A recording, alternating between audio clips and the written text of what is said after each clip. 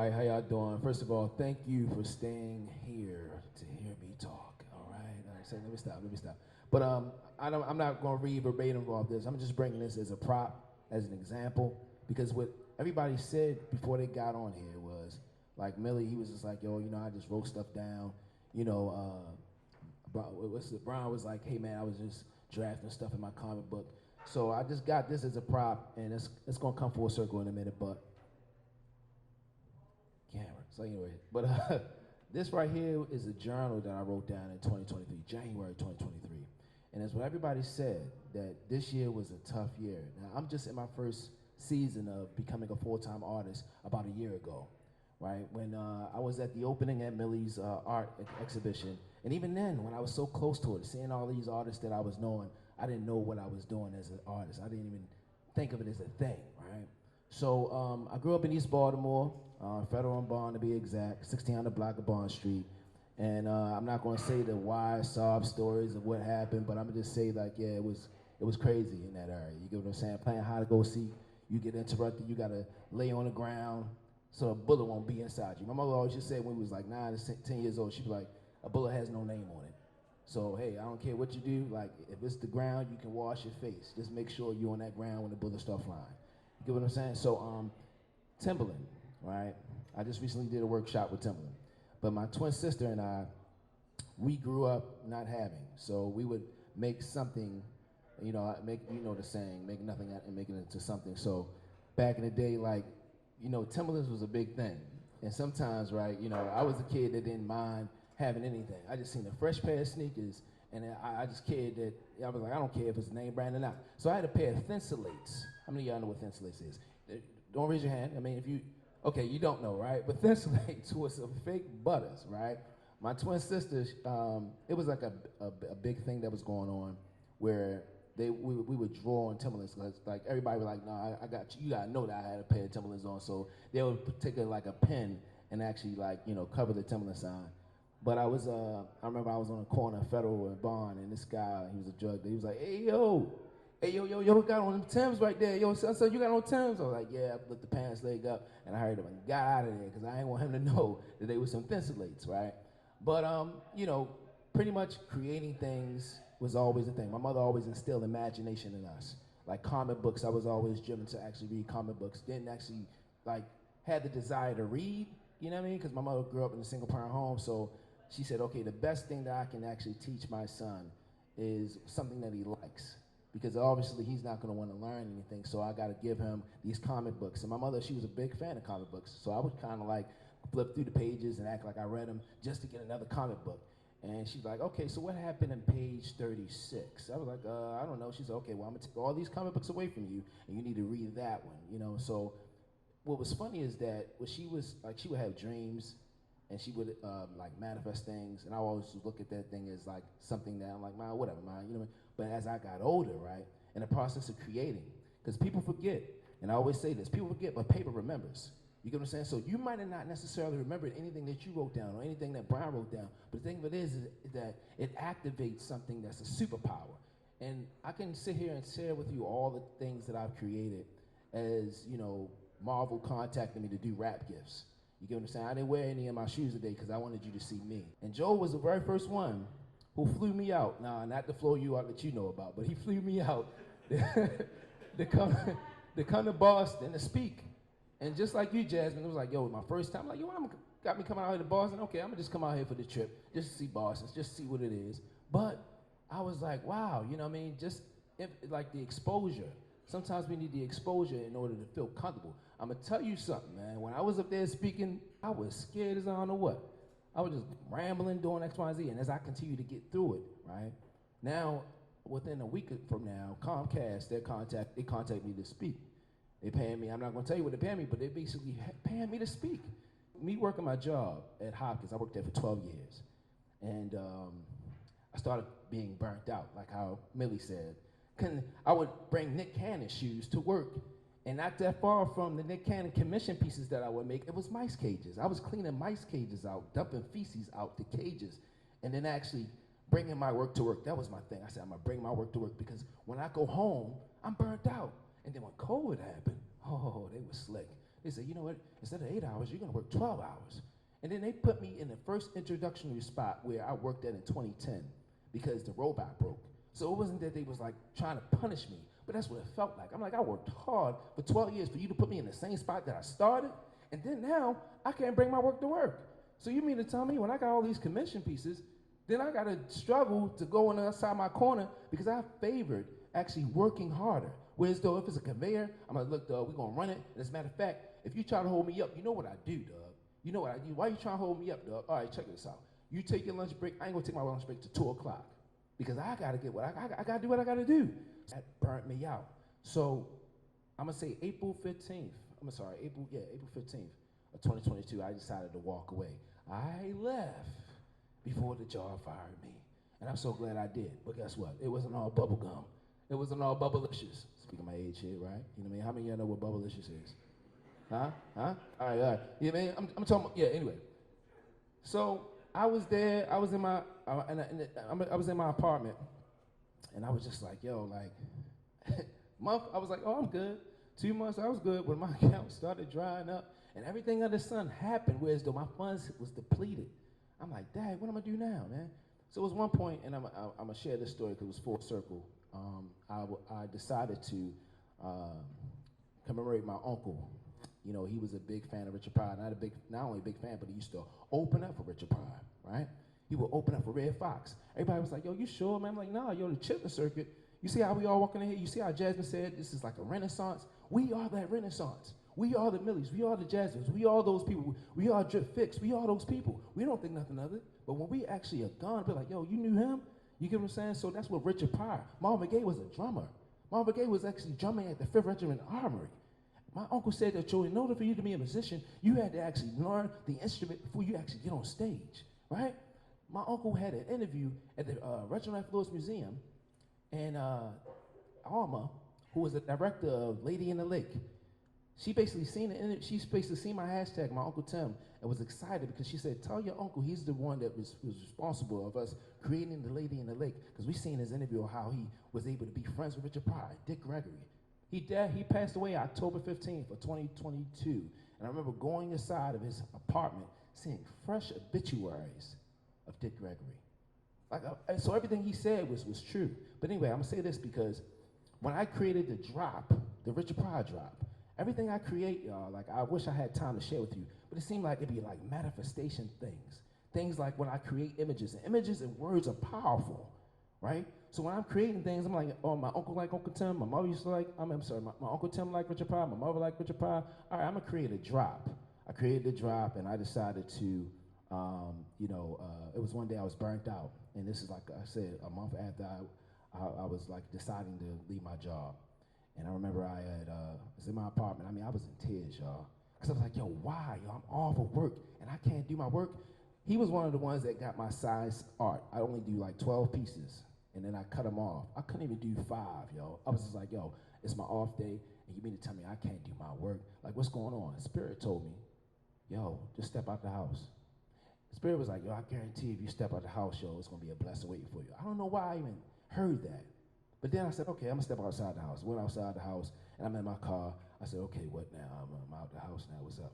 And keep in mind, it was still pandemic, so I wore, how many of y'all, you know I'm real, right? I wore the same thing 4 days in a row. I wore that Richard Pryor shirt because I wanted somebody to take a picture of me because, we wasn't seeing nobody. So I said, I'm determined to actually walk around because my idea was to take a picture with the Richard Pryor shirt. But then Spirit was like, yo, why don't you go to Soundgarden? If you go to Soundgarden, you can get a Richard Pryor vinyl record, and when you take that picture, when you put the camera up, you can take the picture like this, and the Richard Pryor record could be right there with your record player. I said, all right, bet, Soundgarden it is. So I go to Soundgarden, I'm going inside, I'm fumbling through all the vinyl records, and I didn't find a Richard Pryor record. Neither did I find a Red Fox record. Goes to the self-checkout, and I said, well, at least I got this other commission to do for these vans, right? I said, let me at least get this Old Bay bandana so I can wrap it up. And when the girl who had commissioned me to do the pair, she's in the service, and she said she couldn't come back home for 4th of July, but she would love to actually get a piece. So I said, I'm gonna get this as a wrap. So she's gonna love it because she misses back home. I'm walking out the exit, and I see this guy near the exit, but he's on a ladder. and I still have a mask on. He was like, "Oh, I know who you are. You're Brooks' cousin." I said, "How you know where I am? I still got a mask on, man." He said, "The clothes. That's your style. That's your aesthetic. I know it's you." He said, "Can we go outside and talk?" I said, "All right, bet." We decided to talk. And make a long story short, he said, "Hey, man, yeah, man, you do this full time?" I said, "No, I don't do this full time, dog. I work 12-hour shifts, and I come home." I said, "But the reason why I'm here because I was burnt out. So Spirit told me to come in." I ain't tell him that. I was like, "But something told me to come here." And he said, and he was the owner. He was the owner of Soundgarden. I've been in Soundgarden. Soundgarden has been a landmark since 1993. And I've been to Soundgarden many a times, and I got so many magical stories around that as well, like the other incidences, but we're gonna keep it here. What if I didn't decide to go outside the house? I'm gonna just hold on to that for a minute. Because that conversation had led me to having 3 shirts at Soundgarden, right? In 2022, right, he was just like, "Yo, can we just 2021, he was like, "Can we create 3 shirts?" One was a diamond shirt that HBO Max had contacted me to do rap gifts. The second one was a heart, Come Des Be More. Come Des Cassans is like the heart, right? I put like the Maryland flag in it, and the last but not least was a Charlie Baltimore one. Charlie Baltimore one was close to my heart because Snoop Pearson, she was the one who told me to start making clothes again. We're there, and I'm talking about January. He was like, "Yo, we gotta go to LA, man." I said, "Man, I don't know, man. It's still a pandemic. I'm chilling." He said, "Nah, Doug. I know you got this commission to do for Flavor Flav. I think that you need to go out there and deliver to him yourself." I said, "Doug, what you talking about, Doug? I ain't going on no plane. I'm being all scared." I'm glad I decided to go, right? So then we go out there. This is like a big meme, a big viral thing that was going on about ask a person from Baltimore how to say February 22, 2022. And I'm out there, right? We out there chilling, and I'm out there, and I'm like, "All right, man, we here." And he said, "We're gonna go to Comedy Store. We're gonna go to Comedy Store, Akio, because I want you to just really relax. This is your moment to relax." I said, "All right, whatever, man." We go to the Comedy Store, and the guy, and keep in mind, this is the owner at Soundgarden. And if anybody can remember, why did I go to Soundgarden? Because I had a Richard Pryor shirt on, right? Go to the Comedy Store, and I'm up there filming all the legends on the wall. I send it to Donnell, and Donnell was like, "No, man, get my picture, man. You up there filming Kevin Hart and all them other." He said, "Get my picture." Sits down there with Brian, and we're sitting there, and the guy says, "Hey, guys, before I bring the third act on, I gotta let you guys know that Richard Pryor stood on this stage about 40 years ago on this date, and he said he had the whole roof on fire. Not to say that he got caught on fire, something like that. He put in his act. But me and Brown looked at each other. He said, "Yo, wasn't it the Richard Pryor shirt? It's the reason why you even came inside the store." What are the odds that we came there at LA that day, and that was the same day that he had killed it? Then it was Thursday. I said, "All right, bet." I said, "Yo, like, I was in my hotel. I kind of opened up the blinds, and I see this bus. It had Bel-Air from Peacock, the reboot. And I remember the only reason why I downloaded Peacock app because I did some pieces for the show, for the main character, Will. He had, his best friend had the jacket on that I made, and he also had the Philly Air Force Ones that I made. You know what I'm saying? Universal, they paid me $1,400 for these pairs of sneakers because they said, "Look, this is art. They're gonna wear them, and then when they wear them, we're gonna have them on display and auction them off." So anyway, I'm stalking the Peacock app so I can post it on my Instagram content, right? I said, "Let me just, get this." And then I didn't have to go through the actual clip. All I had to do was actually scroll through the app, and the jacket, the P, was right there. I said, "Whoa." I said, "Yo, Brian, we gotta take a picture in front of the poster or something, dog, because my stuff is gonna be displayed on the show today." He was like, "All right, but we got a meeting in Bel-Air today?" I said, "Dog, what you talking about?" He said, "We got a meeting in Bel-Air today. We're gonna meet John from the Doors. I want you to tell John one of your stories." So anyway, I meet John, and we talk, and I had to go to my third meeting, and it was with Renardo Green. Renardo Green, he's the guy who directed We Own the City. He also directed King Richard, who stars Will Smith. So I'm out there, and I said, "All right, I gotta leave, guys." I'm trying to get an Uber out there, and the Ubers was actually passing by, and they kept on canceling. Like, why they keep canceling? They said, "Well, because when the Ubers go up the hill in Bel-Air, if they turn around, they can fall off a cliff." I said, "Oh, dang." So then Ronaldo FaceTimes me. He's like, "Look, Doug, man, I'm in the hot seat, like how Joel said. He in the hot seat." He said, "Look, man, my wife's B-Day is tomorrow, Doug. I've been waiting for you for this coffee shop for about 2 hours. Let's just FaceTime, man. I gotta talk to you. I gotta let you know something." I said, "All right, what's that?" He said, "Hey, man, he said, Will Smith, I think he's gonna get an Oscar, right, next month. So I know you still work at Hopkins. I'm not saying you can come out here. I'm not saying if you want to, but I will come out here just to deliver the shoes to him. But if you want to, it's up to you. But, you know what I mean, I will come back out here. I said, no, dog, I'm coming back out here. I said, but you know what's crazy? I said, well, he said, what's crazy? I said, just today, I discovered that my pieces are actually being displayed on the Bel-Air show. Just yesterday, I said I was there in the Richard Pryor synchronicities. I said, so you mean to tell me you're calling me back because when he paid me $2,000 for his pieces, because he didn't want to leave Baltimore without an art piece. And people kept on emphasizing that, Millie. He was like, yo, you're creating art. You're not making customs, you're making art. When people actually put your stuff up, I didn't know that in 2015, dog. I was only doing that for about a year and just actually creating things. I didn't know that I was making art.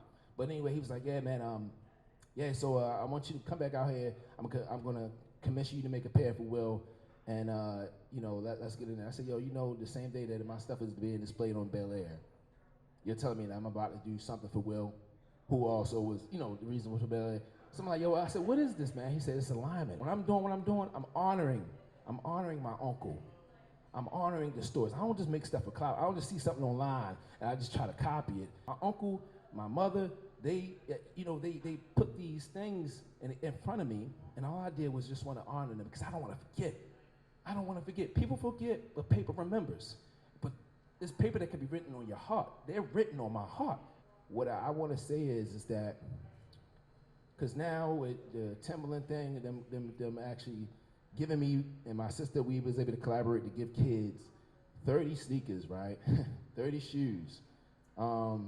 To not only just, hey, here's 30 shoes and here's this workshop, but then they get a chance to see at their age that it's possible. Like when the Jasmine said, like, we didn't see this when we was coming up. You know what I'm saying? We didn't see this. You know what I mean? What happened with me, this was rough year for everybody. What happened with me early in this year, I was in like in a shed, y'all. I was in a shed, right? Shed, yo, like damn man, like a shed. Still trying to figure it out. Because you know why? I let go of my comfort zone.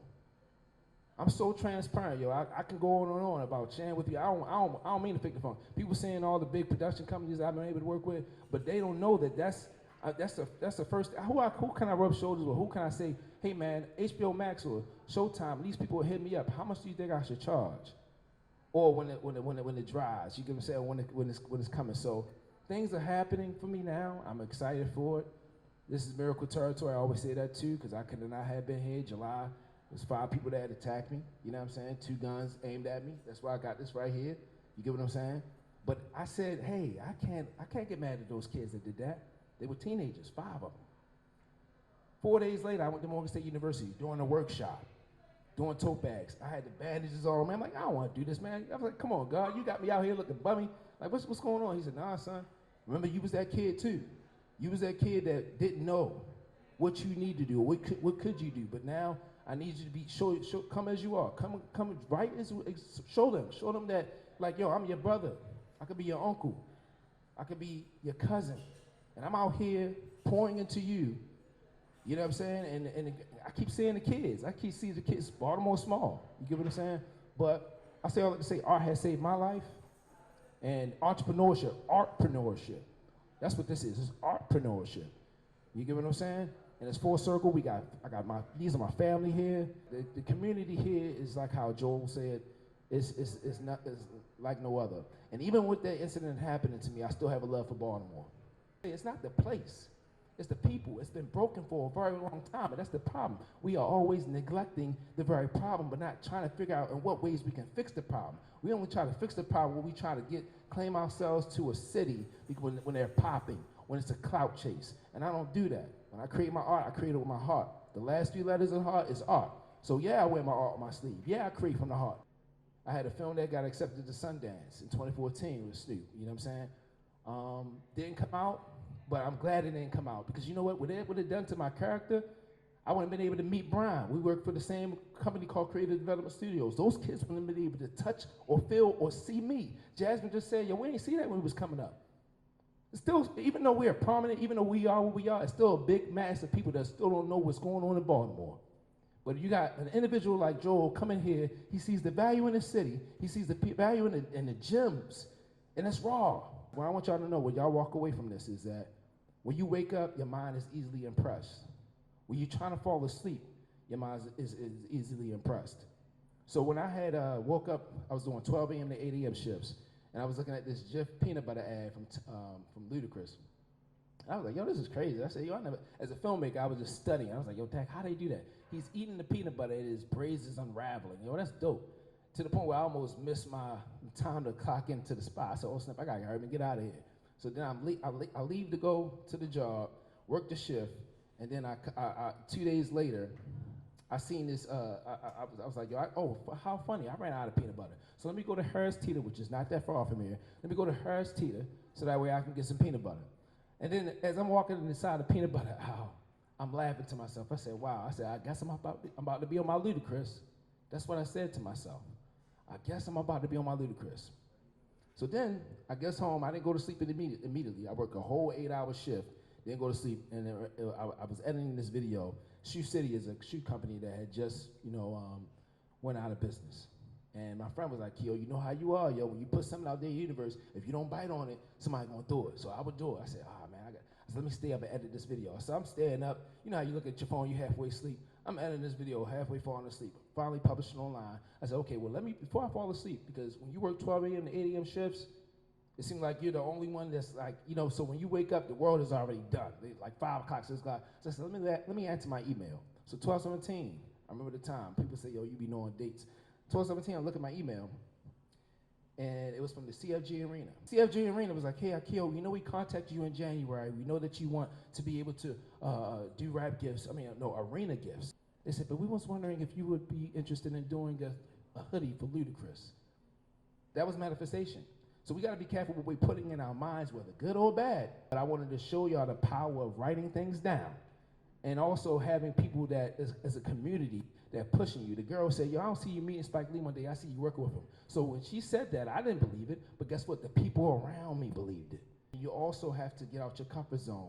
My comfort zone was being in my house, staring at the work that I needed to do. And sometimes I was like, yo, I'm tired. I'm exhausted. All right, let me step out the house. Stepped out the house, then walk straight to a blessing. Art brings people together. You get what I'm saying? So what we do that's inside of us brings people together. Like with us being on purpose. I didn't ever know that I would be charging $1,800 for a shoe, $2,000 for a shoe. You get what I'm saying? It's not a shoe though. You know what it is? It's art. And I didn't know that, Millie. Now I know it. You get what I'm saying? It's adding the value and actually teaching the kids that like, yo, you can do it too, right? But let me tell you how God worked. When I was the Joker on Saturday, I was already in conversation by Baltimore School of the Arts for me to teach there of what I've been doing, right, as far as art. But when I didn't want, if anybody seen the Joker stuff, I didn't want to be the Joker. Yeah, I put the makeup on, stepped outside, I'm like, I don't want to do this right here. This is the first time I ever did anything on Halloween. But my uncle would tell you, like in my art exhibit that I had that you showed up, and he would tell you like, yo, Keo is an actor. So how I came full circle was, I stepped into I went to Brian's party first, won his contest. I was in character all night. Second party I went to, I won a contest there, but I didn't know who was going to be at the party. The person that was at the party was at the BSA, Baltimore School of the Arts. They said, hey, Keo, we were just talking about you on Friday. And we wanted you to actually do artwork for the seminar, but now we want you to do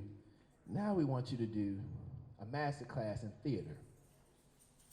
A master class in theater. Because you know what? It's kids at Baltimore School of the Arts that are from East, West, whatever part of Baltimore, and they come to this environment all charged up and ready to go. But when they go back home, it's like the Men in Black button. Zip, no inspiration, no nothing. Everything is being wiped away. But Keo, we can use you because you got all these stories, and we can actually instill in them. In theater, y'all? So what I'm going to say is that in that, just follow your heart. You get what I'm saying? Because that can be something that's the talent that I slept on. By me chasing and following my heart, now I'm about to do a master class with Baltimore School of the Arts. Can I tell you that I went to the Baltimore School of the Arts in '97 and I got denied because I did the Raisin in the Sun and I auditioned for it and they declined me because the whole staff was white. And I knew I did my best, but they said, your monologue was short, buddy. I'm sorry, but you can shadow though. I shadowed, I was in the auditorium, I seen this guy looking straight at me doing the ballerina thing. The way he was doing it, he was like, you don't belong here. What are you doing here? And I was like, dang, Doug, like none of these people look like me. I said, none of these people look like me. And then the same thing I got denied for, they're about to do a master class. So it might not happen where you want it, but it would happen eventually. You get what I'm saying? So anyway, thank you for your time. I'll try to close with that, but I had to say that. You know what I'm saying? And another thing, man.